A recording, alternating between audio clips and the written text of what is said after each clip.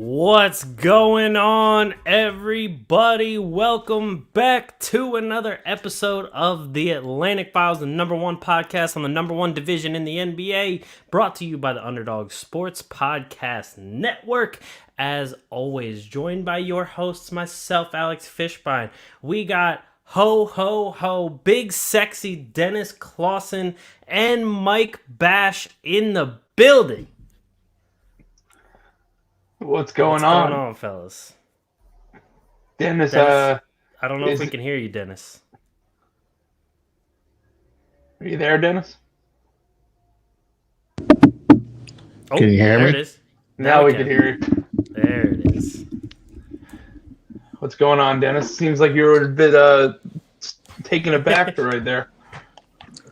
Well, you got to prepare me when you're going to come on. So, Well, no, that was the whole reason for me saying that I wasn't going to make it, because if I told you I was coming, you were going to back out like you did last week. So we threw you off.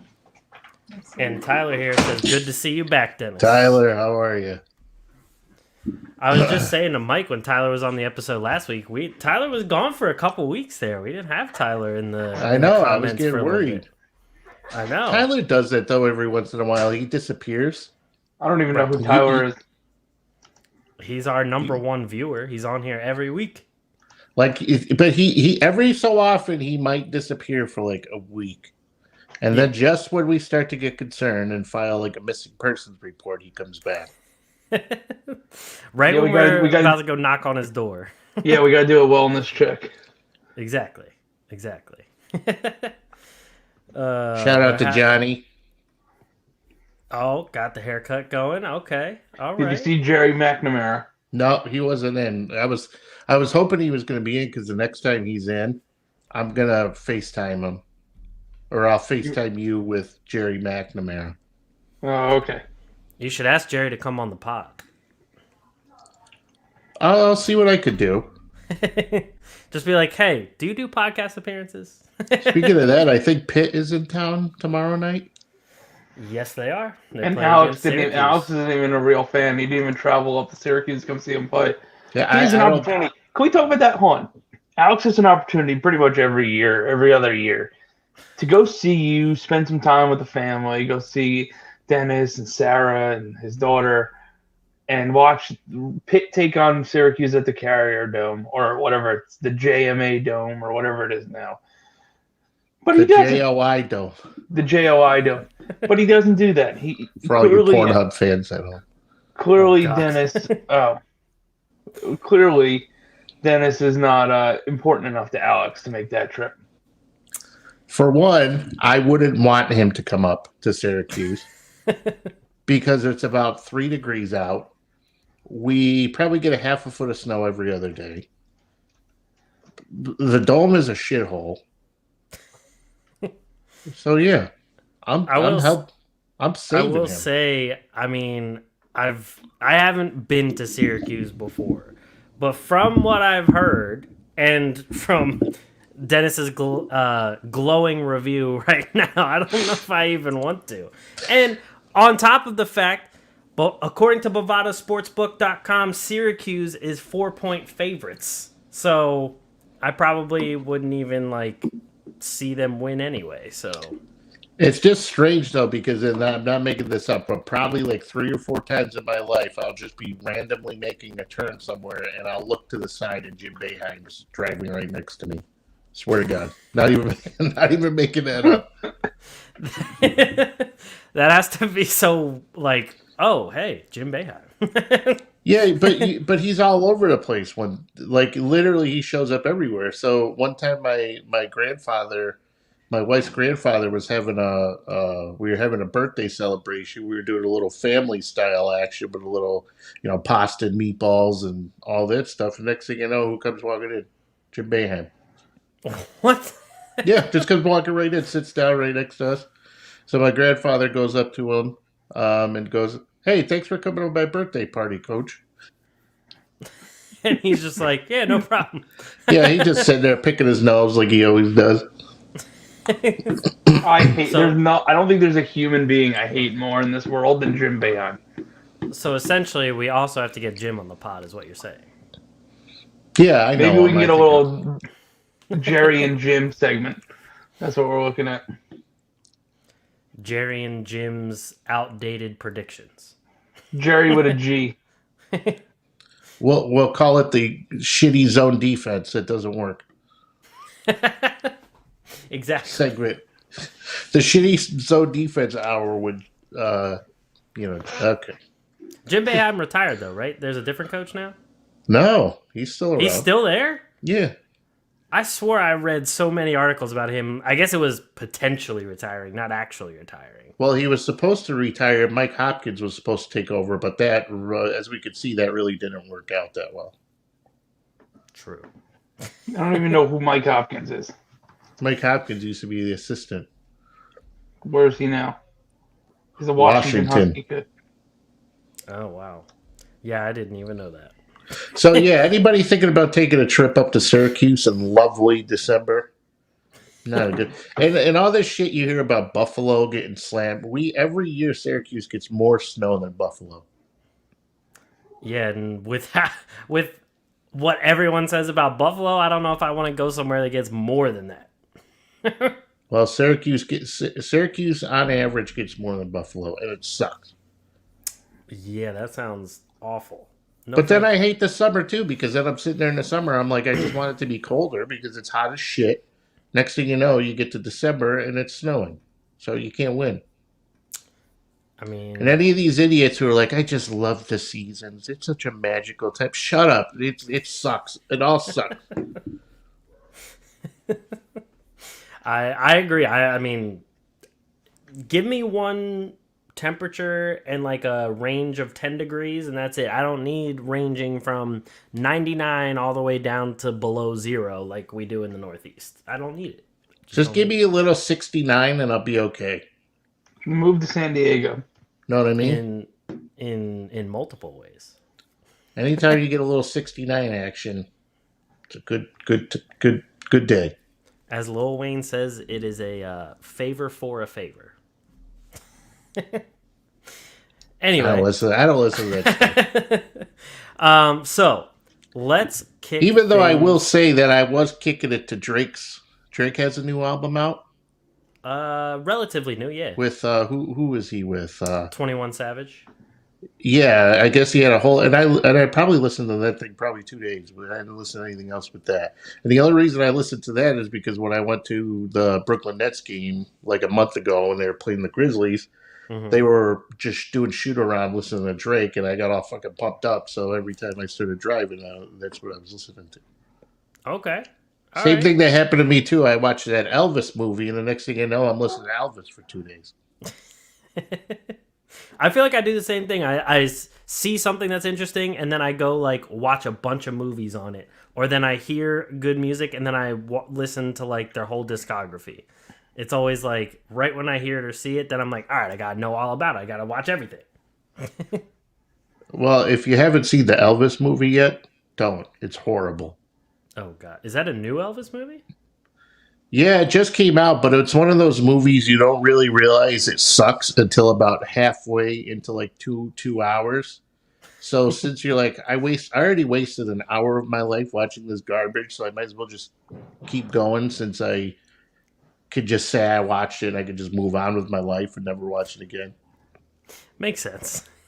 Yeah. Well, I will. Trash. I will note to not watch that. You don't. Tyler says Her Loss fabulous. Yes, that Her Loss is the name of the album, the Drake album. So he's agreeing with you that the album is good. I knew that, Tyler. I just wanted to see if you do it. Anyway, so I'm down with Drake. jumping he's half Jewish. True, that is true. Oh, by speaking of that, happy Hanukkah, boys. Yes, Thank happy you. Hanukkah to all the other Jews out there watching the show. I know Mike brings in all the Jews to the show as the full Jew.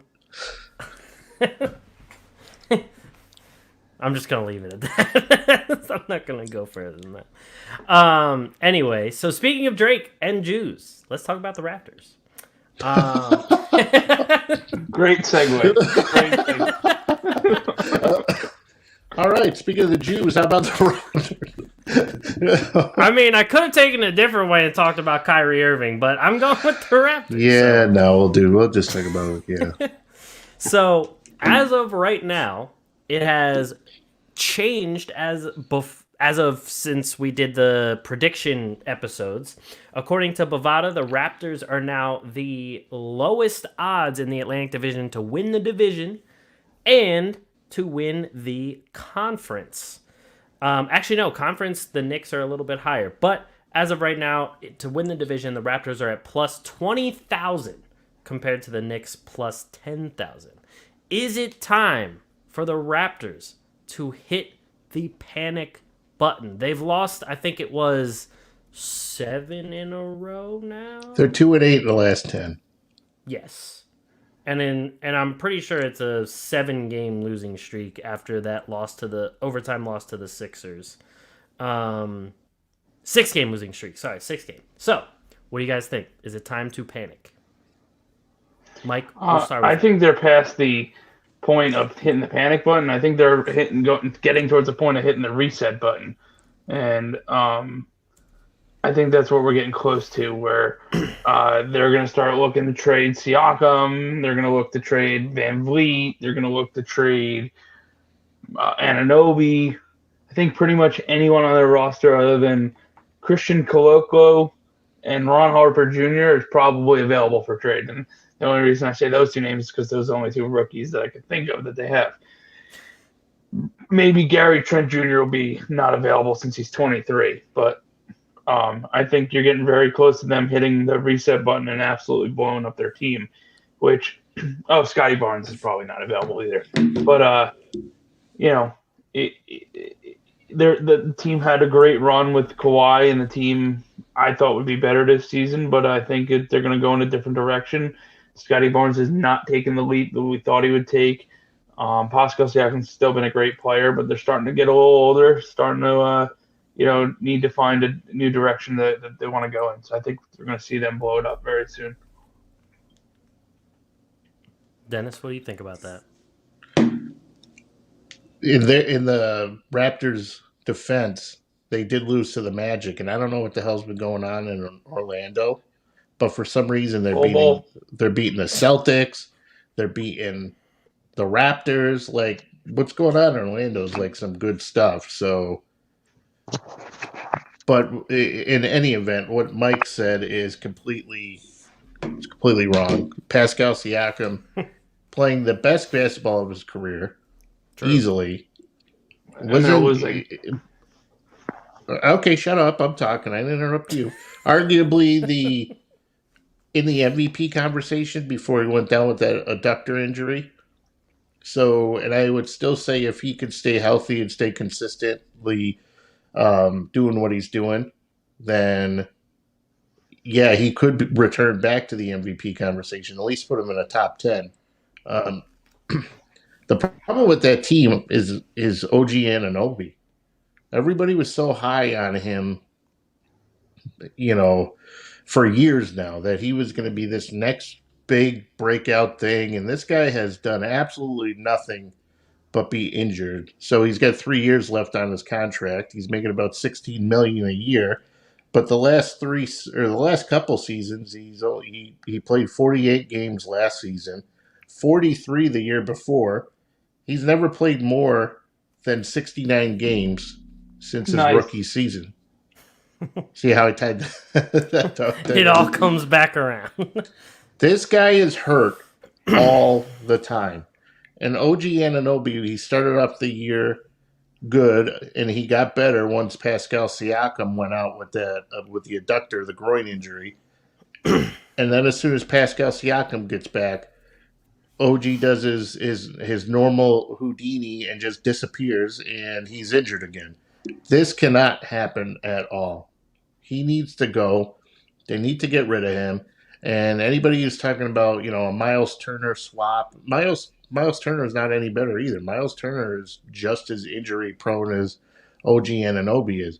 If I were them, I'd be seriously considering trying to get my hands on Kelly Oubre, something along that caliber of player to get into somebody who can actually stay healthy and and on the floor, other than this guy, because this guy, as long as they keep paying him what they're paying, and this guy stays active or on their roster while not being active, it's Van Vliet's not a problem. Van Vliet's one of the best players in the NBA. Scottie Barnes is still growing. He's still better than 90% of the players in the league. He's still young, and he's only 21, 22 years old. He has plenty of time left to grow. Pascal Siakam, like I said, is having the best season of his career. Gary Trent is Gary Trent. Delano Banton and Malachi Flynn, too, has been playing well, so they have a good roster. And as we know, teams just fall into, they run into a dry spell. They'll be okay. There's absolutely no reason to panic. The only panic button I would hit, though, is by getting rid of Anunoby.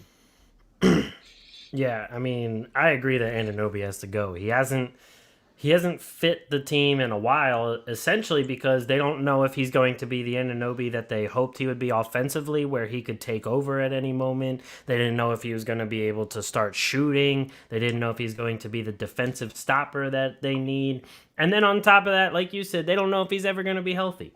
He literally is always hurt. And this is part of the reason why I looked at Nas sideways when he tried to offer me a trade of OG Anunoby and Jalen Suggs for Donovan Mitchell and Josh Hart.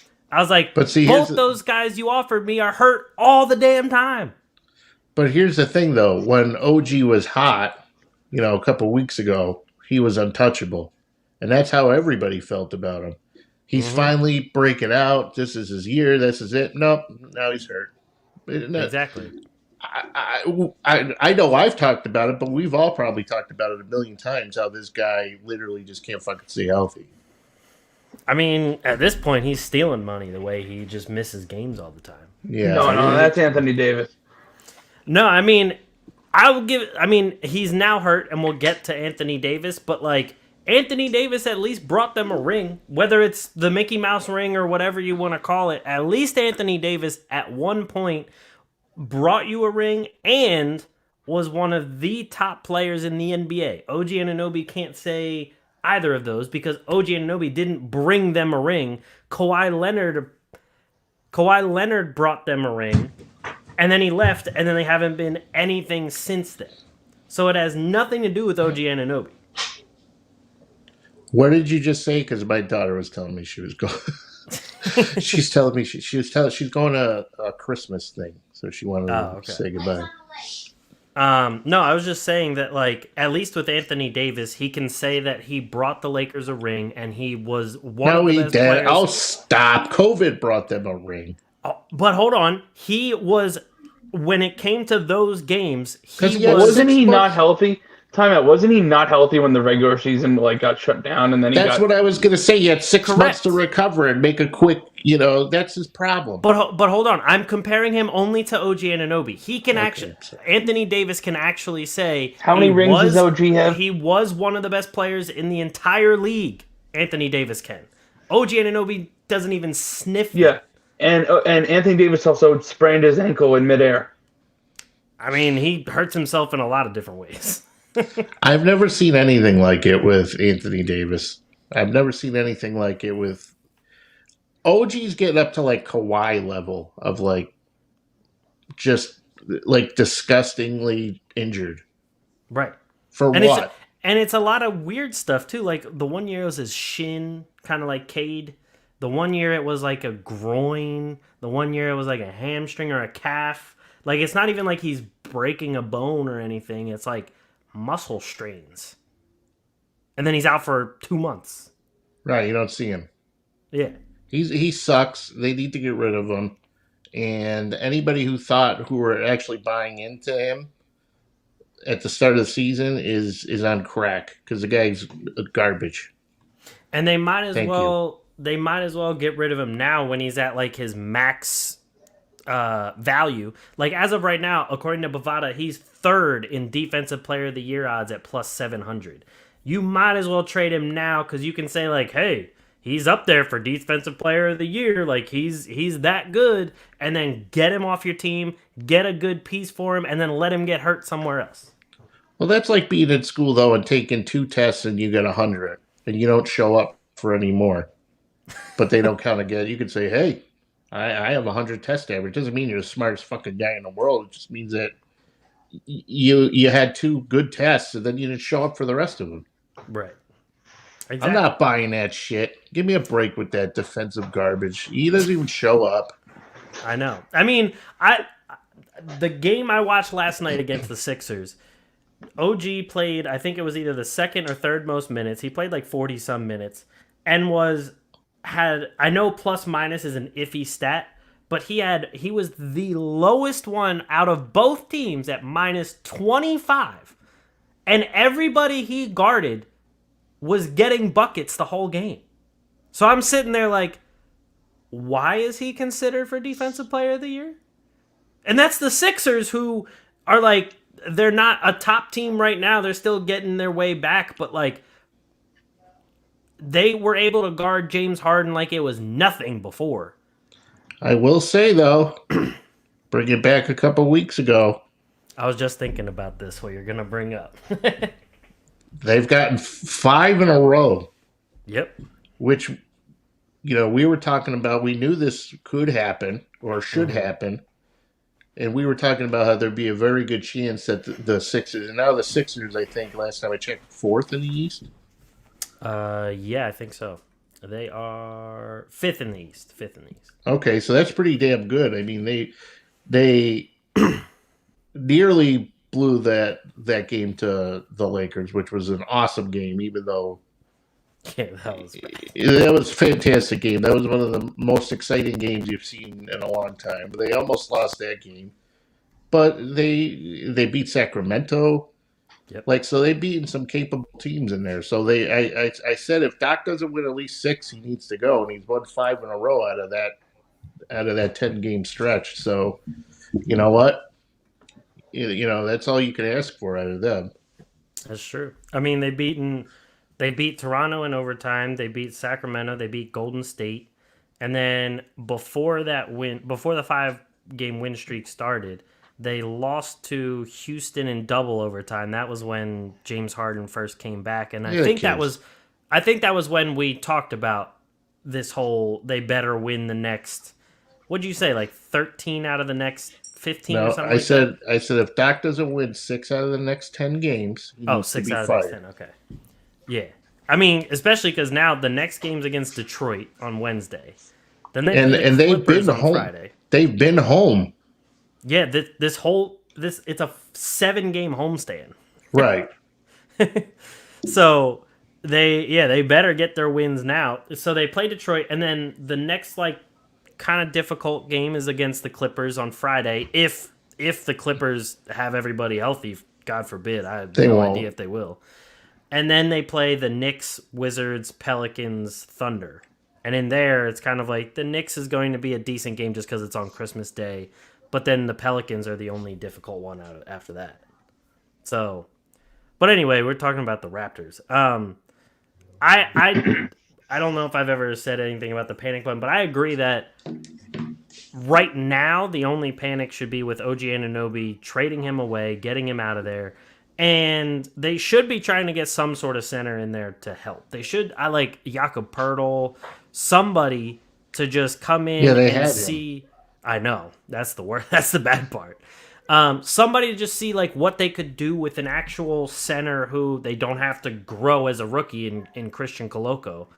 It would be, I think it would be doing a disservice to them if they didn't just grab a center and see how that worked before they blew everything. Yeah, I think they're pretty set though up front. I think if they replaced OG, they should replace him with a guy who could shoot. They definitely need a shooter too. It would be nice if they could figure out how to orchestrate something with Bogdanovich and get Bogdanovich to Toronto, who's been playing the best basketball of his career. That would be solid. So even though he's considerably older, depends on what they're doing. If they're looking to win a title right now, which I think they should be because they're a team that's capable I'm not buying this losing streak, is what I'm going to say. I'm not buying panic, other than they should have hit the panic button on OG Anunoby years ago, and they didn't. I mean, that's the only panic button I'm talking about. But just like the Sixers are in a win streak, just like the Knicks are in a win streak, there's going to come a time where the Raptors turn it around. Same thing with the Celtics. The Celtics started off hot. They're 5-5 in the last 10 games. This is how the NBA works. the only thing, well, I will say two last things about the Raptors. A few of these games in this losing streak have come down to like the final possession or the final couple possessions. I mean, lost to the Sixers by 3 in overtime, lost to Brooklyn by 3, lost to Sacramento by 1, lost to Orlando by 4. So a few of these were right there in reach, and they just didn't finish. But their next stretch of games does get kind of difficult. I mean, the Knicks are but then there's Cleveland, Memphis, Phoenix, Milwaukee, and then I guess if you want to count Portland, because I mean they are playing pretty well. So there's a couple other games mixed in there with some easier teams like the Clippers and the Pacers, but other than that, I mean, that's another rough stretch after this whole losing streak. So I'm curious to see what happens in that stretch. If they keep losing all of those, then I think it's time to hit the panic button after that. I would consider coaching change. True. Well, let's just remember, when one of us makes a prediction, it usually comes true. And that person is me. And that's all I got to say on this. Is I'm usually the one that's right here. So I think we're going to see the Raptors blow it up. And that's all I wanted to add. Okay, well, I mean... All right, well, I mean... Dennis wants to be all optimistic because he loves Scottie Barnes, who's a bust. But... I mean... It is what it is. In the spirit of the holidays, Michael, I'm not going to resort to name calling. I'm not going to insinuate anything. I'm not going to do any of that stuff. I'm just going to tell you that I very strongly disagree with you. I believe your claims are baseless. And I would hope that one day you would change your opinion. Thank you. Okay. No problem. Happy Hanukkah. Do we have any more of those prepared statements by you? Oh, God. I hope so before the season's over. If I'm wrong, I will make a prepared statement. Okay. All right, there you go. So, moving on to the team that is moving in the opposite direction, the Knicks. We've been talking about win streaks, hot streaks. I'll just say the Knicks they're on a current streak right now. I'm not saying personally that I think the Knicks are all of a sudden some sort of contender. But they're 17-13. They are 6th in the East right now, right behind the Sixers. They are on a 7-game win streak. In that stretch, they beat Cleveland, Atlanta, Charlotte, Sacramento, Chicago twice, and then the Pacers. They're playing Golden State right now as we speak, who they're missing Steph Curry and they're horrible. Yeah, I mean, they've been pretty bad as well. And according to Bovada, like I said, they're plus 10,000 to win the division, and right now to win the East, they're at plus 5,000, which is one spot lower than the Raptors. So what do you think about the Knicks? Knicks are definitely playing well. Something in that New York water right now because you got the Knicks and Nets both on some big heaters. I'm going to say I'm surprised by the Knicks. I mean, Brunson was brought in. You got Brunson, you got Randall kind of leading the squad. Barrett, at least when I went to the Nets-Knicks game in the early part of the season, the fans hated him, flat out. Knicks fans absolutely hated the guy. They still do. And it's one of those things where he's still young. You hope he could turn it around, or get better. But Thibodeau's a good coach. He's going to get the most out of his players. They're, defending decently. They're scoring at a good pace. I mean, I'm surprised that they've won as much as they have, but I think they can keep it up. I'm trying to find I can't find their basketball reference page right now, so bear with me. That's why I'm That's stalling okay. You don't here. need it because I'm about to shut you down anyway. So Okay. Well, the Knicks. Oh, go ahead. Because I'm so. The holiday spirit's about to leave the building. First of all, they suck. Okay, I don't care what anybody has to say about the Knicks. For a couple weeks ago, everybody was talking about how crappy the Knicks were, how they couldn't shoot, how they gave up a bunch of 3 point, and now because they beat, they maybe 2 out of those 7 games were against like teams that were actually like pretty good. If you beat Cleveland, I'll give it to you. If you Atlanta's okay, but it's Atlanta. If you beat Cleveland, I'll give it to you. But we're not going to be, talking about a team being on a winning streak when you beat Chicago twice. Charlotte, who hasn't had Lonzo Ball, Dennis Smith. you named Dennis. First of all, Lonzo Ball is not on Charlotte. LaMelo Second Ball. off, second off, you named Dennis Smith as like they don't have Dennis Smith. Like, come on. Well, let me tell you something. He's been playing pretty well. Yeah, if you knew anything about, you would know that Dennis Smith was playing really well in place of LaMelo Ball. So there. So anyway, can I say this though? Can I say this? The Knicks might be the first team in NBA history that their top 3 players are all left-handed. Don't they have a fourth lefty too? They got Brunson, they got Barrett, they got Randall, and I thought they had one other lefty. That might be right. Isaiah Hartenstein. Is he left? Okay, there you go. Yeah, he's lefty. so then you listen to people talking about how quickly being in the lineup has been such a game changer for the Knicks, and Miles McBride and how Obi Toppin not playing has been great, and Cam Reddish is finally out of the rotation, and there's been more effort on the defensive end, and guys are picking up guys when they're getting, beat on defense, and they're looking more energy. And I'm like, just shut up. That's not what's happening. What's happening is they beat a couple crappy teams, and they're in the middle of a run. This will come to an end. So everybody can finally just shut up about the Knicks. They're not good. R.J. Barrett is known to be inconsistent throughout his career. He's playing a little bit better the last 10 games. He's averaging 3 or 4 more points a game. He's shooting 9 or 10% better from deep. Blah, blah, blah. But he's going to cool off eventually. Randall's going to go back to his same old blasé, mostly on the defensive end. He's just going to go back to his usual hijinks of not doing anything. Brunson is okay, but let's not start talking about how Cam Reddish being out of the rotation or Obi Toppin is the reason, and that they're playing so much better, and their Tibbs has got them buying in there. That's bullshit. They just beat a couple good teams or crappy teams.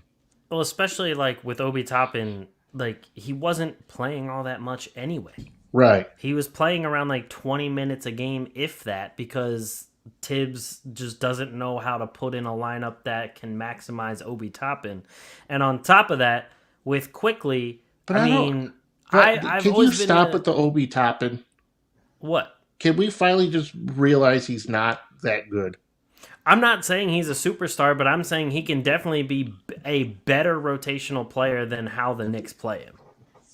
I mean, he's athletic. He can shoot a 3. He can play some defense, grab boards. Like, he can be a backup 4 that the Knicks need if they actually put him in the right situations.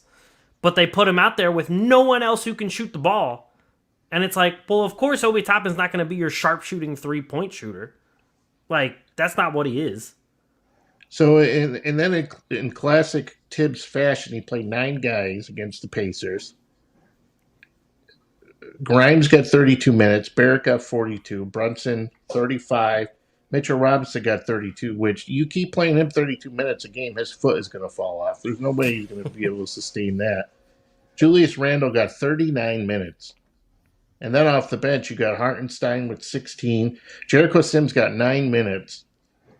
Miles McBride with 13. Emmanuel quickly got 22. So if you think that you're going to keep running, you're playing 9 guys. There were 5 guys who were DNP's coach's decision, and you played 9 guys with the 4 guys that came off the bench barely played anything. You think you're going to keep playing your starters, some of them into the high 30s? You think you're going to play Mitchell Robinson every night for 32 minutes? Eat shit with that. It's not going to end well here. Well, and then Mitchell Robinson against good teams doesn't do shit. I mean, Mitchell Robinson, their last loss against Dallas, Mitchell Robinson played 23 minutes. He had 2 points and 6 rebounds. That's it. Stellar. Like, he doesn't do anything. And then on top of that, Hartenstein came in, did a little bit better. I mean, he had 2 points, 4 rebounds, and 2 steals at least. But, like, they're throwing in a rotation of Robinson, Hartenstein, and now Jericho Sims is starting to get in the mix because I think Tibbs realized, like, hey, we need somebody with a little athleticism in there to do a little bit more than just Robinson and Hartenstein. And then, like you said, with people blaming it on, like, Cam Reddish, like, okay, in this game, he played 9 minutes, was 0 for 4, but he only played 9 minutes. If you're blaming your losses on a guy who plays 9 minutes, you don't know what the fuck you're talking about. No, Reddish didn't even play at all. Sims was the guy who played 9 minutes. No, I mean on the last game that they lost.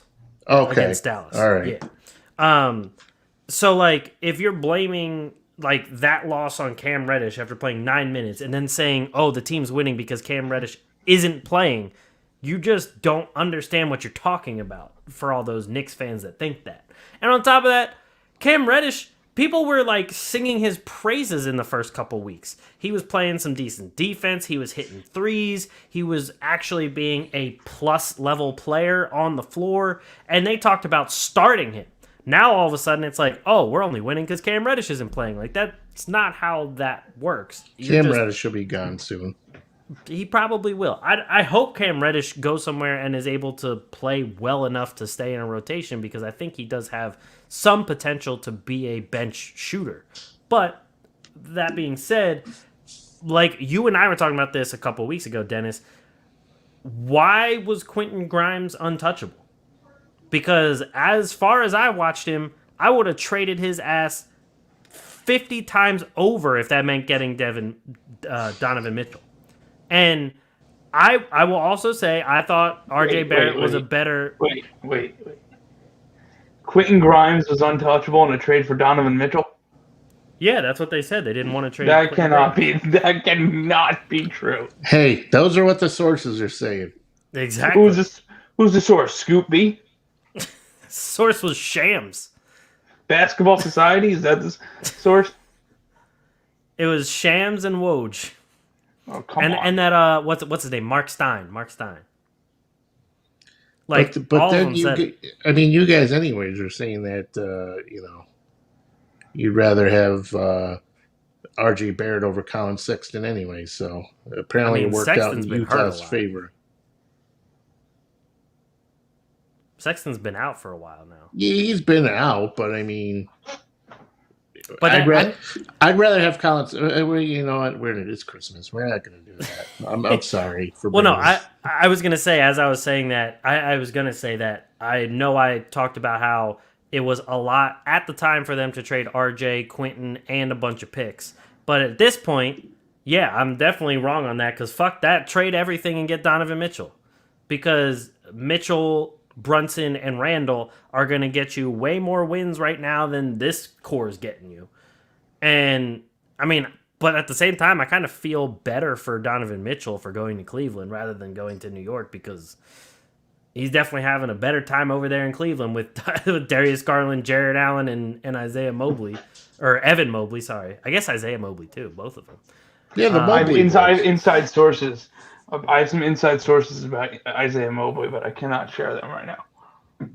Well, then why would you say you have inside sources if you can't share them? That is a form of psychological abuse, by the way. Just want you to know.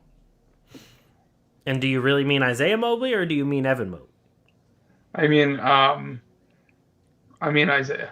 He doesn't Okay. know. He doesn't. No, I mean Isaiah. Can you give us a hint? His future in the NBA might be in doubt. Yeah, no shit. Because I he's- could have told you that. Because He he's barely not plays. good? I mean, true. Anyway, Is the so law let's... after him? No. I hope not.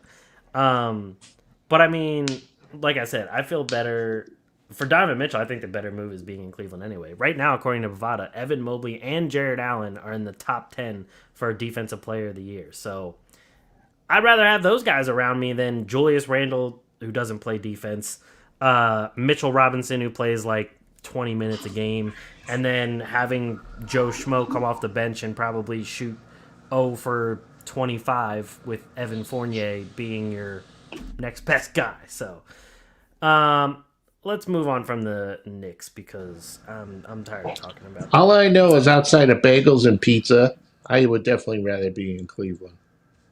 Hell yeah. Even if the weather might suck more in Cleveland, because you're by those lakes that might as well be oceans because they're so fucking big. True. I'd rather be in Cleveland any day of the week than to be. And that's saying a lot because Cleveland is a depressing ass city. Like driving into Cleveland, I immediately got depressed. And I would still rather be there than the Knicks. Right. But anyway, The only thing that would keep me in New York though is the street pretzels, hot dogs, the dirty water, pizza, and bagels. Yep, agree. Other than The food is what's going to keep you there. your food is fantastic, top notch. But other than that, it's crowded. So I just got a trade offer from, if you want to talk a little bit of fantasy real quick, Oh God. from big old Nas. I wasn't talking or anything, man. No, well, this is more important. He's offering me. What is going on? Who's getting honked at? Not me. Dennis, is that you? I got hookers around my house. He's offering me Jalen Brunson, Jalen Suggs, and Andrew Nemhard for Kyrie Irving and RJ Barrett. I mean, Jalen Brunson is probably... I mean, Kyrie Irving's the best one in there, but is Kyrie Irving going to keep playing all season? Yeah, that's what I'm worried about. When COVID-22 comes out, he's not getting vaccinated. You mean 23? Or when the next solar eclipse happens and he goes off the deep end because he thinks that the sun is also flat. Right. And, He said Brunson, Suggs, Nemhard, Barrett, Kyrie, 2024 third. I mean, a third is like a wash. There's no... Yeah, I don't care about the third. But the problem is, here's the problem. I don't have small forwards, right? I mean, so RJ Barrett would come out of my starting lineup. I'll put Gideon in my lineup, Ingram, O'Neal, Wiggins. I guess Barrett, that's not a bad offer. Like do I you said, guys with Ingram around, you definitely don't have small forwards because the guy never plays. That's true. That is very true. I'm trying to get him to play a little so I can trade him off of my 30-team league team. I just made a trade. I don't know if you saw that, Dennis. Yeah, what was that? I traded Looney and a 2025 second for Garuba and a first. I'm waiting for Miles Turner to just break his foot so that I can finally capitalize on my deal that I made for Jalen Smith. Oh, Jalen Smith. Yeah, true. Hopefully. We'll see. But anyway, moving on. So Adam Silver in the NBA were talking about expansions lately. He said how Mexico City is doing everything they can to get an expansion team. Now, obviously, there's teams in the United States that still need a team as well. Seattle doesn't have a team anymore, just to name one off the top of my head. What do you guys think about Mexico City potentially getting an NBA team. You got people trying to get out of Mexico. They can't keep the border they can't keep people off the border. You got people going through crocodile-infested waters to get out of Mexico. And you want to put an NBA team in Mexico City? They want to put an Fuck NFL at team it. in Mexico City. No. True. I mean, the only thing I see where they're coming from is a location standpoint, because Mexico City really isn't that far away from like San Antonio.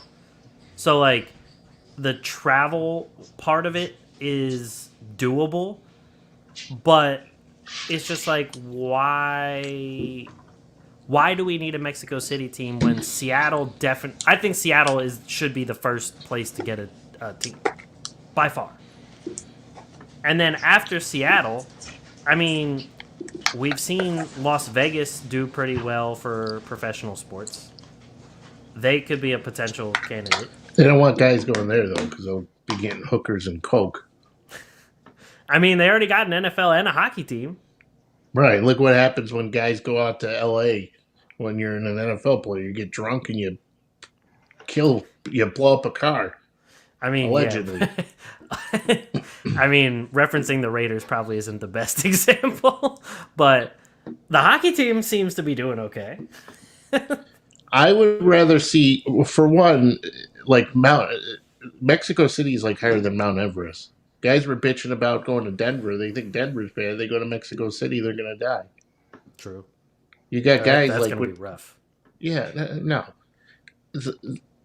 I'd rather see an NBA team in Richmond, Virginia, Roanoke, Virginia, and okay. I'd rather see. Why would you want a team in Roanoke, Virginia? Anywhere, just not Mexico. Someone's, you know what? It starts with an R. Ravishing, yes. No, I don't like this. No. You have the Spurs. It's good enough, and it's not like that. I hate Mexico. It's just there are other teams, there are other cities in America who could benefit from having a team. Seattle is, like you said, Seattle's one of them. And honestly, I'd be down with putting a team back in Vancouver like the Grizzlies used to be. Vancouver would be cool. The stadium, guys don't want to go to Vancouver. But I'm just saying, like the stadium and everything was cool up there. I mean, you can also do like kind of a couple of the cities that like the hockey teams are in that are like right around the Michigan area, like right across the lake. And on top of that, I mean, there's still a couple other places you could South Carolina, you could put a team in there. You could put a team in like New Mexico. The Albuquerque assholes, I don't know, you could throw something in there like I just off the top of my head, Seattle and Las Vegas, I think, should have a team before Mexico City even thinks about having a team. So plus, the next thing you know, you start with this international stuff outside of Canada, because I consider Canada basically America. It's just divided by an invisible border, right? In most cases. But now we're going to start branching out to, like the NFL's talking about going to Germany and England. The guys do not want to do that. Right. You better be I just think Dennis people. doesn't want to wake up at 9:30 in the morning to watch a game. That's true. I mean, I'm actually fine with the 9:30 games because then I can watch football the whole day and not have to do anything. But that being said, the travel and everything just doesn't make sense. And like you said, once you start expanding, who's to say like no to putting one in like Central America and then South America and then China and then everywhere, and then like you're traveling literally all the time, and these NBA players would be run ragged. And on top of that, the league would suffer parity wise because you're throwing in all these damn teams. Why don't we bring another team back? Bring a team back to Vancouver. Guys are already bitching about load management. Now you want to put one in Mexico? Exactly. and honestly, like the Real Housewives of New Jersey. Can you say that one more time? Mexico. The Real Housewives of Beverly Hills could be on, and I'm still not doing nothing. I'm doing absolutely nothing but watching TV. So if the possibility of an early game coming on would entice me, no. No, it wouldn't at all. Like I said, guys are trying to. There are people trying to get the hell out of Mexico. They the country. If the country starts getting the cartels and all that other stuff in order, maybe. What about a team? What about a team? Let me ask you this: since the travel, I think, is only like 6-7 hours. Oh God. What about a team in like Rio? Like Brazil, Yeah. they have anacondas there. That's not any better. And Anaconda just shows up mid-game, sliding through the court. They could be the Rio. They could be the Rio Anacondas. I just saw a video of the snake swallowing this guy's wife. Jesus. They couldn't find the guy's wife. He's like, my What wife about a is team in missing. San Juan? But the thing is, Puerto Rico. You also have to think about, like, the people who live there. Are they really going to pay for tickets to go to an NBA game? Enough so that the team actually makes enough money to pay enough players to make the team competitive. Like Rio, sure, there's probably people down there with a lot of money and that they can go to games or whatever. Mexico City has a big population. Puerto Rico, I don't know about all that, especially, I mean, they just rebuilt the whole country after that. The earthquake or tsunami or whatever natural disaster they just had. Yeah. Can you picture the Mexicans going, hey man, you going to the Matadors game tonight? You know what I mean? It's like nobody in Mexico is going to the fucking NBA. Hey man, you going to the Matadors tonight? No. Going to see LeBron James. Dennis, you need help. We're going to see the Mexico cocaine cartels in action tonight. No. Dude, you need help. It reminds me of that guy, the guy from, what was it, Jimmy Fallon or the other one? His like the security guy? Yeah, that goes and like talks to LeBron. He's like, LeBron. What's his name? And is it like Enriquez or something? Yeah, something like that. I forget his name. So yeah, the guy thought his wife was missing, and he ended up Snake ate the wife. Wait, but before we move on, I want to go back. You talked about Real Housewives. Does your wife watch Real Housewives? No. Oh, so you don't actually have that on TV. Correct. There's a reason. Guillermo. It's Guillermo. Guillermo, that's his name. I have every so often. I do dabble in Below Deck. Ah, okay. So I mean, Deanna's watched. So since 2022 started, she watched the whole thing of Real Housewives New Jersey from start to finish. She watched Real Housewives Orange County, Salt Lake City, and is now on Beverly Hills. So I've seen a good bit of it just because it's on the TV when I'm also in there. Which one was Big Ange? Oh, Big Ange was Mob Wives. Yes. You know Big Ange? I met someone who is like a friend of a friend who is friends with Big Ange and has hung out with Big Ange. I've met her before. She was super sweet. That's awesome. Yeah. I mean, I just recently found out she passed away, which I didn't. Yeah, too bad. Yeah, she was super sweet lady. That's all. Like with a name like Big Ange, like you either have to be badass or you have to be like really nice and just give off badass vibes, or just have huge cans. That too. All right, so moving on to basketball. Yeah, so they thought the guy was the one who killed his wife, but it turns out it was a snake. Turns out it was an anaconda. So no NBA in Rio either. Agreed. So James Harden, he was interviewed about leaving Brooklyn and so on and so forth, and he talked about why he left and everything. So, but according to multiple sources, Harden and Durant were the two that butted heads during the season. Durant called him out and said that he didn't think Harden was in peak shape, and he straight up told him that. Harden also said that he struggled to adjust to an ecosystem where everything was no longer catered to him. And he was also confused with their training staff because they focused on rest and recovery. And he said in Houston, he would sometimes lift and run stadium stairs after games, and he never got hurt, and it helped him stay healthy throughout the season. And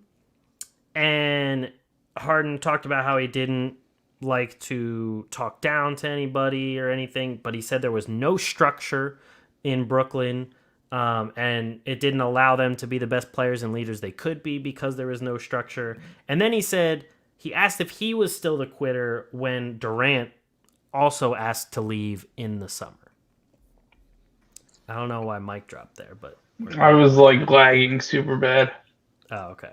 Oh, So go ahead, Dennis. What do you think? no, so for one, he's 110% correct. There was no structure in Brooklyn. Nobody was held accountable. And without even him coming out and saying any of this stuff, we were talking about how there had to have been a disagreement there between James Harden and Kevin Durant about Kyrie.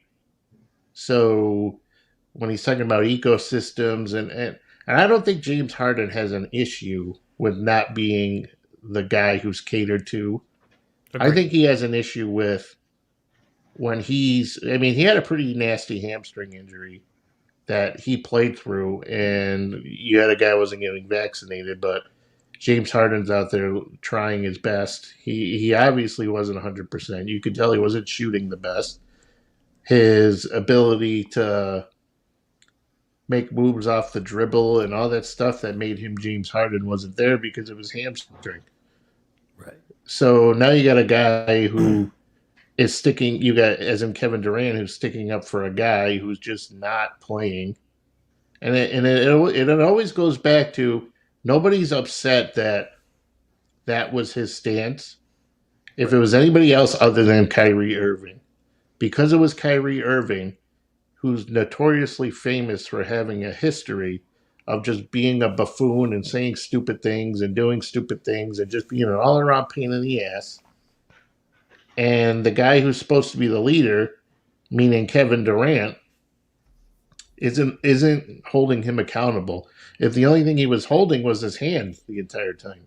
Kevin Durant still to this day will not go against Kyrie, won't ever talk bad about Kyrie, won't ever publicly. You don't even hear anything. Normally you might hear something get leaked out of a locker room about a disagreement.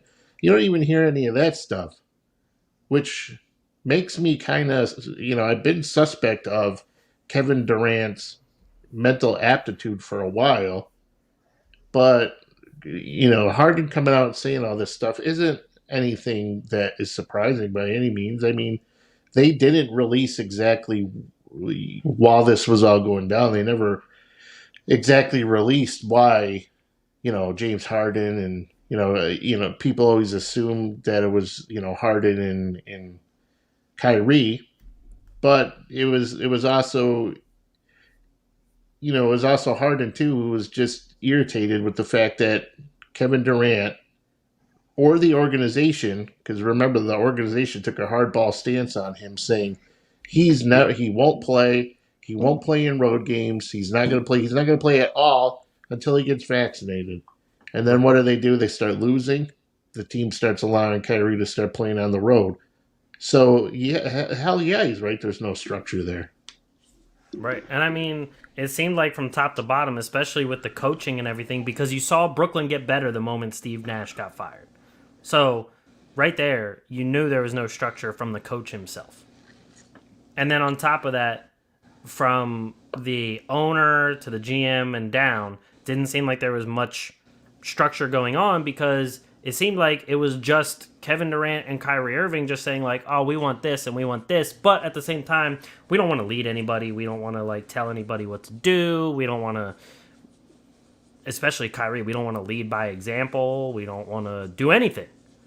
And then it's like, oh, why are you asking them to be leaders? Why are you saying they have to be leaders? Like, they don't have to do this. They don't have to do that. It's like, okay, well, if they don't have to do that, then you don't have to win. That's plain and simple. If you don't have a leader, if you don't show any kind of leadership abilities, you don't win. And now with James Harden gone, I think it was better for both parties because James Harden back to looking really good for James Harden. Not MVP level James Harden anymore. I don't think he's ever going to get to that level anymore again, his Houston level. But he's looked pretty damn good so far. And then, I mean, Kevin Durant having a great season right now. According to Bovada, 6th in MVP odds at plus 1,500 behind Embiid, Jokic, Doncic, Giannis, and Tatum, which are all very deserving of being up there in MVP odds. So, like, they're fine now, and it's just like people are stuck on the part where Harden is like, so am I still the quitter? And people are like, yes, you quit on the team. Like, yeah, you're a quitter. You gained all this weight. You didn't get in shape, blah, blah, blah. And it's like, well, no. Like you said, Dennis, he had that big hamstring injury and still tried to play on one leg in the playoffs. And where was Kyrie? The whole season. I mean, he was dealing with that hamstring issue in Houston. His final season in Houston, he was dealing with that. So, but, I mean, why would a guy put effort in to try to better himself when the team obviously isn't doing anything? Exactly. So he's not, I mean, he could have led better by example in terms of his physical fitness. But then on the flip side, I mean, that entire team still is in some ways is a joke. Yeah. I mean, it doesn't say too much for Brooklyn's like infrastructure or even like their front office or anything when this whole thing goes down and you see Harden leave to the Sixers. All the Sixers players look like they're having a much better time in gel right away in one off season. And then the Nets were in such disarray this offseason. It's starting to get better now, but like Kevin Durant requested a trade. And it is true that, I mean, at that point, when you're James Harden, it's like, yeah, I requested a trade, got out of there. I didn't like how things were being run. I'm getting called the quitter and everything like that, blah, blah, blah. But now Kevin Durant asked for a trade too, and he left multiple teams. So, like, it's not like Harden is the only one out there requesting a trade. And Kyrie Irving just was lucky he didn't end up getting traded just because he was being an idiot. So, it's like, what's the difference? Well, he didn't get the new contract he wanted. True. That's very There was true. talk about, him getting a 4-year, when Durant got re-upped, they were talking about, Irving was next up, and he still hasn't gotten anything. So of course he's going to be on his best behavior. Just my fear, though, is that once he signs on the dotted line, he's going to go back to his usual hijinks of just being a complete buffoon. Probably. But at the end of the day, right now, between the Sixers with Harden and the Nets with KD and Kyrie, who's got a better record, Dennis? I'm sorry. I mean, No, Brooklyn, I still think Brooklyn's a better team, but you also Of course got they to are. take into account that the Sixers also haven't had Tyrese Maxey. They lost Harden for a long time. So and Long Brooklyn's time. The played, season's 30 games old. How long of a time they lose him for? they lost they him lost for a him month. for a month. Oh, a whole 12 games. To lose your second best player? It's because they didn't build a deep team like the Nets. The Nets, what did I tell you guys last time we talked? The most important player on the Nets is Utah Watanabe. The Nets have not lost since he came back. And first off, the Nets have played more games than the Sixers. It's the only reason you have a better record. Yeah, they have the same amount of losses. Numbers don't lie. Check the scoreboard. They have the same amount of losses. I still think if the Nets play like they play right now, because I would take the duo of Kyrie and KD over Harden and Embiid right now. Durant is arguably better than Embiid. Durant and Embiid. I'm sorry. Harden and Embiid is probably the worst duo you can put together to try to win in the playoffs. Because Harden doesn't get the foul calls in the playoffs, and when the NBA becomes iso ball in the fourth quarter of a playoff game, you can't give the ball to Joel Embiid. And that's why the Sixers will never win a championship. You can't. It's all about guard play. and they don't have any of it right now. I mean, I guess Maxey is their saving grace, but Harden's not going to get the foul calls he gets in the regular season, and Harden Embiid's doesn't even not going get foul calls anymore. Yeah, and Embiid's not going to dominate in the playoffs. He Harden might win you a already game. He might win you 2 games, but he's not winning you 4 series. Harden already has his lowest free throw attempts per game since the 2011 season. Okay, I'm just saying it's only going to get worse. He's not expecting anything because he's not getting them. That's the thing. Harden this year isn't flopping around and asking for calls anymore. Last year he did it all the time and it pissed me the fuck off.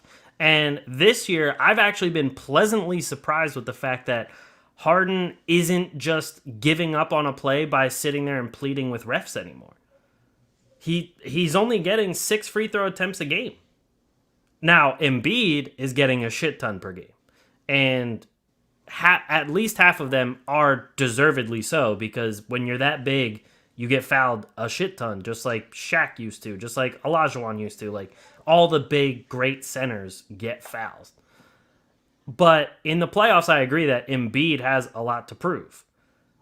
But, yeah, I mean, this team... I mean, let's not forget the fact that the Sixers pretty easily beat the Nets without their 3 best players on the court. Yeah, but that was a different. The way the Nets are playing now, they're a different team than they were. So, I think the Nets. I agree. The Nets are finally on the floor together enough to where they're starting to gel. They're starting to figure out rotations. Chuck Vaughn's got good energy. People like him. Kevin Durant and Kyrie Irving are both playing well. Ben Simmons is, and whatever he plays a game, 20, 25 minutes a game, he's not like overwhelmingly stuffing the stat sheet, but he's doing enough to make it so that they don't lose. And then you have guys, Joe Harris is starting to get back into form, and Seth Curry's starting to, and then you got Patty Mills, and then you have Utah Watanabe, who is really, really, really good, and I still can't figure out why Toronto doesn't have him on the roster right now, but whatever. True. So, Nico Claxton's playing at a completely different... Well, he was playing a lot better earlier in the season, but he's still taking that next step. So I think the Nets are a better team right now. I'm just saying the same thing can be said for the Sixers, because in the beginning of the season, the defense sucked. Embiid wasn't playing well. They were stagnant. There was a lot going on with the offense that just was terrible. And now they're the second best defense in the East, third best defense in the entire league. Embiid has been back to MVP level status. Harden has been playing unselfishly, especially lately. He had a streak of games where he was putting up 14 or more assists. And over the since Harden has returned on December 5th, he's put up 11 assists per game, 21 points, 1.7 steals, and 6 rebounds, shooting 39.6% from 3. I mean, that's all you really need from it. They're both playing how they should be playing. Agreed. They're both playing like top teams, as they should be. I'm just arguing to the fact that the Sixers are right there with Brooklyn. I don't think either one of them is better than the other one. I think they're literally at the same level. And it should be very interesting as the season goes on and see who stays healthy and who doesn't. But I still think the tandem of Kyrie Irving is a better player than people actually realize. Oh, he's great offensive player. This guy's an MVP caliber player. And he's not bad defensively either. I mean, he's good. He's a good rebounder for a guy who's his size. There was a couple of games ago, he had like 4 blocks or something like that. So he's been putting the effort in. If Kyrie Irving, I said, should have had multiple MVPs at this point. True. If he stayed healthy and wasn't crazy. He's got the best handles you'll ever see anybody have. True. I mean, we agree on most of this stuff. So, with that being said, we will move on to the last thing we have. We talked about Anthony Davis a little bit. Steph Curry out for a little while. They said probably close to a month. Joe Ingles set to return, and Brandon Ingram still out. I mean, he's been out a few stretches this year. But to be honest, the Pelicans have continued to win even without him. They've been playing some pretty good basketball. Last time Brandon Ingram played was November 25th, so he's been out quite a bit. And then he missed like 3 or 4 games before that with concussion protocol. Yeah, he did. He missed 4 games in like early October. He played the first 3 and then missed the next 4. So I mean, good thing they got Trey Murphy, who's been playing really well. True. So and Herb Jones came back. Yeah, but I say Trey Murphy the third has been like the savior. Dyson Daniels has been playing well. Zion's been really good. Zion, well, I mean that goes without saying. His only Zion is could be MVP this season if he continues to play as well as he does and stays on the floor. And if the Pelicans keep this trajectory that they're at right now, I mean, I think, what are they? Well, they're now 4th in the West, but they were tied for first. They were the top team in the West. Yeah. So they currently have the second best offense in the West right now. The only team ahead of them is Sacramento.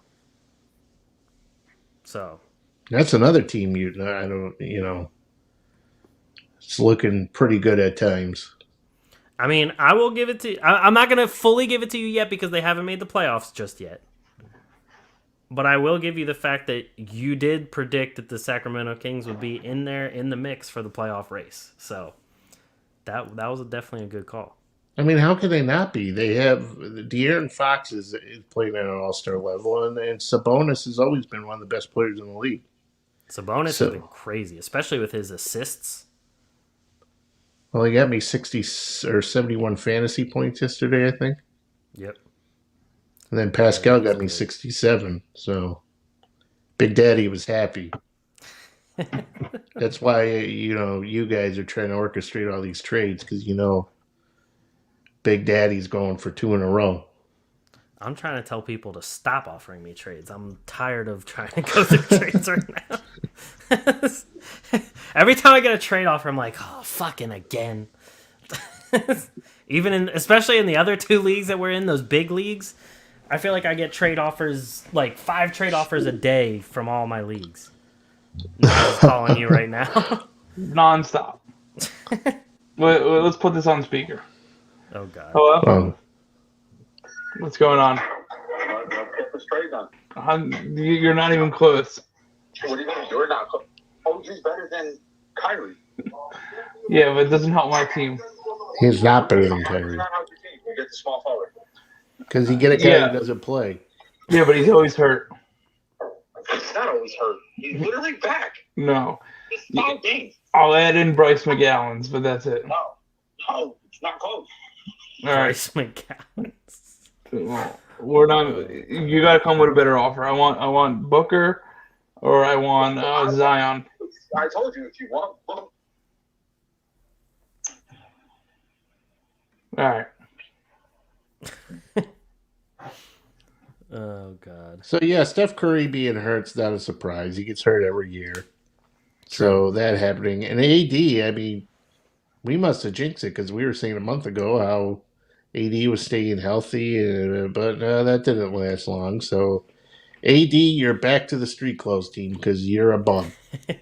We were giving AD all the praise. Oh, I was rock hard talking about him. We were talking about AD could be the best in the league. He could be an MVP He was candidate. so good. I had to go change my underwear after talking about him. As of right now on so Bovada, rock Anthony Davis is plus 10,000 for MVP now. Below the likes of Damian Lillard, Donovan Mitchell, Zion, John Morant, Devin Booker, below all those guys. These guys, though, even Lillard, too, has been a pain in the ass with his injuries lately. That's true. These guys just got to quit being prima donnas and get up there and play. Agreed. Well, I do not have a what you got this week. I was not able to get one. And I know, Dennis, you said you do not have the fantasy segment this week, but we talked I was about some getting my fantasy haircut. trades, so yeah, we threw some fantasy trade talk in there, so it is what it is. We're good. Dante DiVincenzo. There you go. I know I started him against Mike, but didn't do me well last week. Well, he's undefeated, but he has 9-0. the lowest points scored against him in the entire league. True. I think I had one of the lowest point totals of that week too against him. And guess who has the most points scored against him? This guy. Who? Me. Well, that just sucks for you. Yeah, well, you know, we're turning it around. We're healthy and we're taking care of business. That's all you can do. That's all you can do. But if there's anything else you guys have to get off your chest, I think Yeah, we're Mike done sucks. here. Mike, any rebuttal? No, I'm good. Right now, Andrew Carr and Andrew Carr and Wake Forest are beating Duke with 3.5 minutes left. Damn. Yeah, I saw Andrew didn't have a great game against you guys. Oh, we shut that kid down. Does he know you at all? Yeah. He's a doofy looking guy. Let me tell you that. That's coming from Mike. His game-winning shot, I posted it, and I was just talking to him on Instagram DMs. Oh, nice. Yeah. Well, yeah, we blasted him. Yeah, I saw that. But all right, man. But right now, hey, he's got 8.7 rebounds, assists, a steal, 3 blocks. I gotta use the bathroom, so I'm gonna get off. They could be up. All right. Well, that's it for us. Thank you, everybody, for watching another episode of The Atlantic Files, the #1 podcast and the #1 division in the NBA, brought to you by the Underdog Sports Podcast Network. We will catch you guys next week. Make sure you share this with a friend. Like, subscribe, rate, review, everything. It helps us out. We greatly appreciate it. Catch you guys next week. Peace.